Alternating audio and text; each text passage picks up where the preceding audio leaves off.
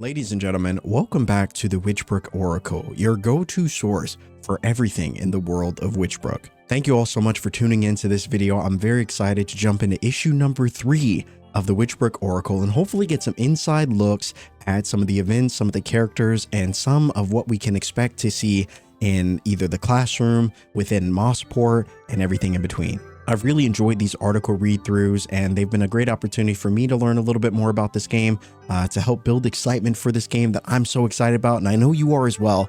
If you enjoy this content, a great free way to help out the channel is by dropping a like on this video. If you want to see more article reads, you already know what to do. Comment down below. Let me know what your thoughts are on these. Do you enjoy them? Do you find them cozy? Do they bring you a sense of excitement for this upcoming game? Let me know in the comment section. And of course, if you enjoy cozy commentary for your viewing pleasure, you're already in the right place. Hit that sub button. Without further ado, let's check out issue number 3 of the Witchbrook Oracle.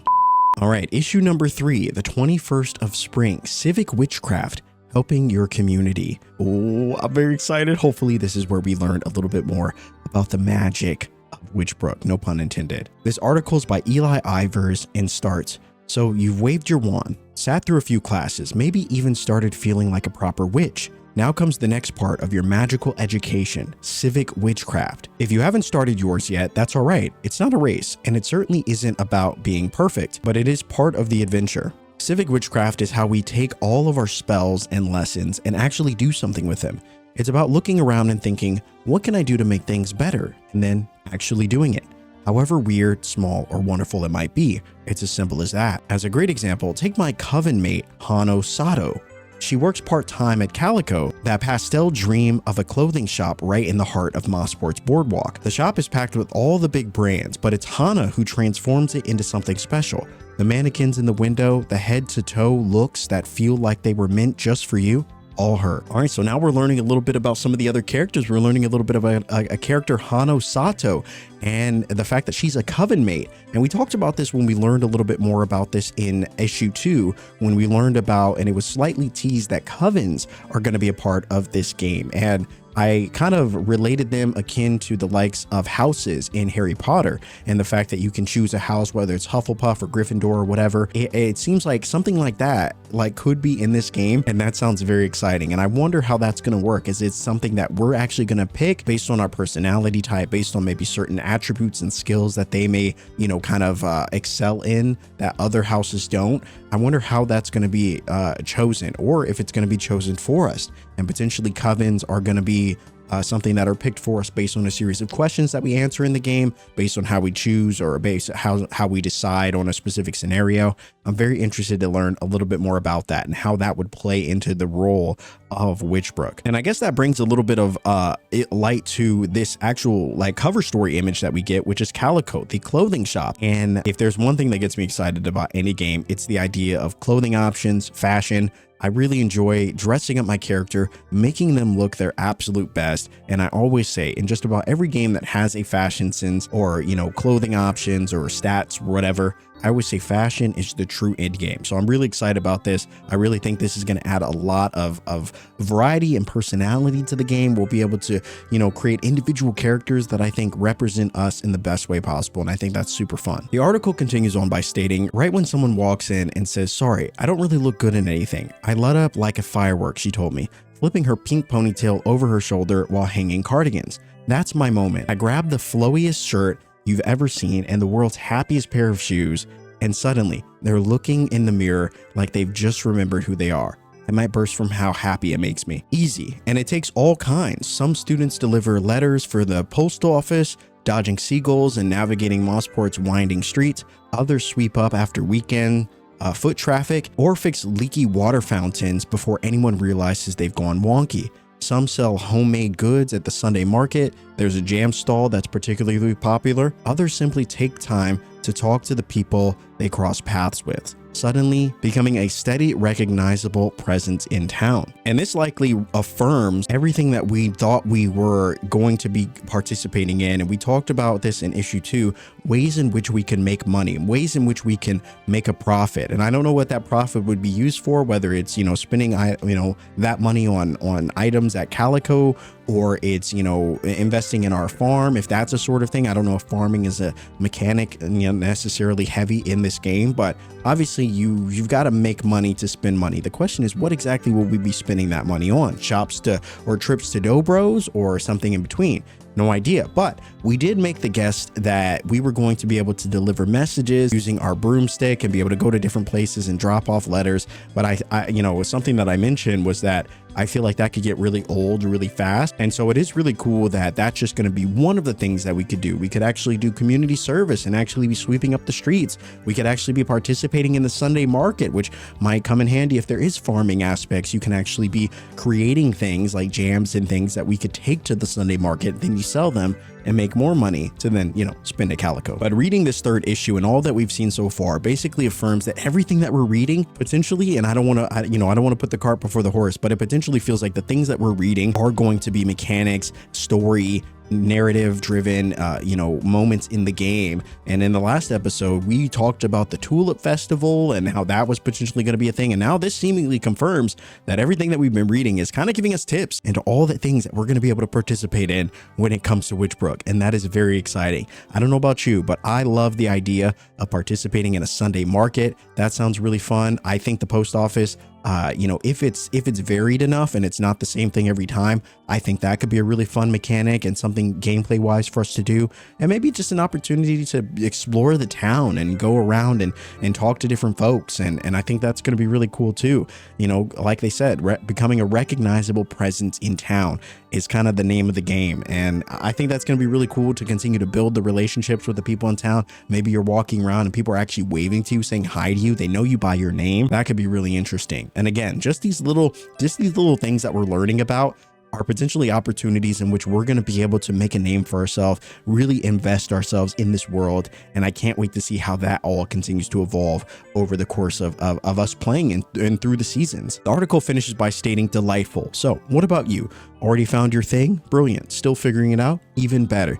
Try mixing things up. Talk to someone new. Wander into a place you've never been. You just never know what corner of Mossport is waiting for a witch like you. And then here we go. This is probably my favorite part of all these article reads that we've done so far, as the little coupons that we get to take a look at. I love the artwork in this game so far, and I love how the coupons basically give us illustrations into things that we're going to be able to participate in. We saw the ice cream shop back in the issue 1. We saw Dobros as well. So I'm assuming these are shops we're actually going to be able to go inside, buy items from. Don't know what those items are going to do, or if they're just about, you know, creating the authenticity of the world. But if they are, you know, some sort of stat boost or something, maybe increases your studies or something like that, I think that could be really cool. And it looks like Calico is going to be the spot in which we're going to be able to go in order to, you know, update our clothing and really personalize our look. And we've got some additional things down here. The Dogs of Mossport, a field guide. An affectionate look at Mossport's most beloved pooches, their routines, and the names everyone should know. We even have evening classes, peaceful or a nightmare, a sleepy investigation. Ooh, I love that. And then we have school shop seasonal temptations. No one needs a 7th witch hat. And yet, listen, if there's somebody, if getting multiple witch hats is an option, I'm going to be buying all of them. And I hope that this game dives into real like thematic hats, like getting the ability to get like a holiday hat, like something Christmas themed, or maybe even a Santa hat, or maybe you can even decorate your own. I don't know. I feel like the options there are really limitless, and I can't wait to see and learn a little bit more about that. And it finishes by stating in the next issue, the charm of tourist season in Mossport and what it means for the witches who call it home. Ooh, tourist season. Now we've seen something like tourists, you know, in games like Stardew and things like that, where you have random villagers, but it would be really cool to see how, you know, Witchbrook potentially is going to evolve that sort of concept and theme of tourists and randoms coming into your world, and how that's going to change Mossport. Maybe there's a festival centered around specifically bringing in, you know, people from outside the town, and what that's going to do. But I love this, and I think it's really exciting stuff. We then scroll up to one of these side segments. I've never been in the library. So here's the thing. I've never officially been inside the library. Not once. I've seen it from the outside. I know where it is. I've hovered near the doors like an awkward ghost. I've even lingered with intent. But for 3 whole years, I've walked past those big grand doors, told myself I was too busy, and just kept walking. But how does it work? What is it like in there? Is there a process? Do I grab a book and just read it? Is there a checkout ritual, a librarian / book guardian? Until now, I've survived using study groups, borrowed notes, and an impressive amount of memory, but I've had to retake the same class 6 times now. 6. At this point, it feels too late to ask. So if you see someone standing outside the library pretending to check their bag for the 5th time in a row, that's me. I might go in, or I might not. Please don't watch. Ill-read and afraid. Listen, guys, one thing I will say is I absolutely love these side segments. When we watched, or we did the read through of issue 1, it was kind of an advice column to Dobros, which was really interesting. And in issue 2, it was more of like an anonymous kind of, I don't want to say it was like an anonymous submission of, issues around the town. So you got to learn a little bit more about the drama, which I think holds a lot of weight and value, which I'm really excited about. And this one, it seems to be like a confessional in a way. And so I say all that to say each one has felt very different from the last, but they've all been really interesting to read. I've really enjoyed them, and I think they bring a lot of value to these articles. And last but not least, craft submissions wanted. Have a favorite recipe for seasonal wreaths or other witchy crafts? I'm collecting student-made creations to feature in future issues of the Oracle. Slide your ideas under my door at 2 Adelard Cross. All types of non-glitter crafts welcome. Now I'm assuming it's non-glitter because glitter gets absolutely everywhere. And so probably for sanitary purposes, but this is really cool. And again, potentially another thing that we'll get to do, an opportunity for us as the player in this world to be able to participate in the world and really invest ourselves in it. And that's really good stuff. Overall, guys, this article is chock full of news and little hints that we will be able to participate in. Calico Store seems to be the location in which we will be able to get new clothes, and it kind of reminds me of Animal Crossing in a way. There was a store in Animal Crossing that we got to go to that changed their inventory quite regularly. I don't know if it was every day. It might have been every week. It's been a while since I played Animal Crossing, but anyway, it updated over time. And I thought that provided some unique value, and it was always nice when it would reset and I would get to go see what's new in the store, what can I buy, and really like dress up my character. And I'm hoping that Calico kind of has the same thing where this character who kind of runs the whole thing, Hana Sato, is going, which obviously we can see right here, I believe this is her, is actually going to be updating inventory, maybe providing seasonal items, maybe, giving us opportunities to get really like specific exclusive collectibles.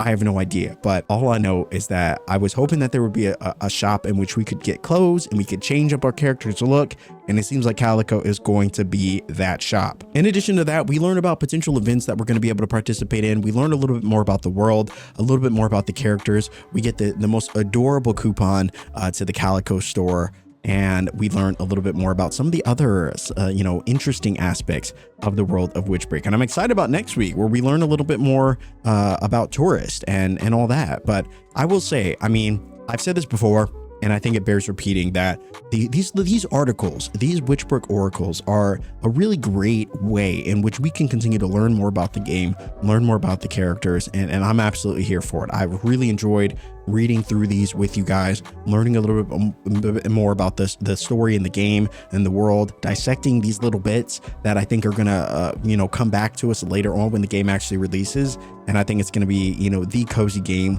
of this kind of fall cozy season. And so I'm very much excited about that. If you guys are as well, or if you enjoyed this read through, drop a like on this video. It's a great free way to help out the channel. Let me know what your thoughts are. What stood out to you in this article? Is there anything that had you up in the air? Anything that had you excited? Any possibilities that you hope will be present in the world of Witchbrook? Let me know in the comment section. And if you enjoy cozy commentary for viewing pleasure on a variety of playthroughs, indies, cozy games, things like that, you are already in the right place. Hit that sub button. As always, guys, thanks so much for watching, and I will see you in the next video.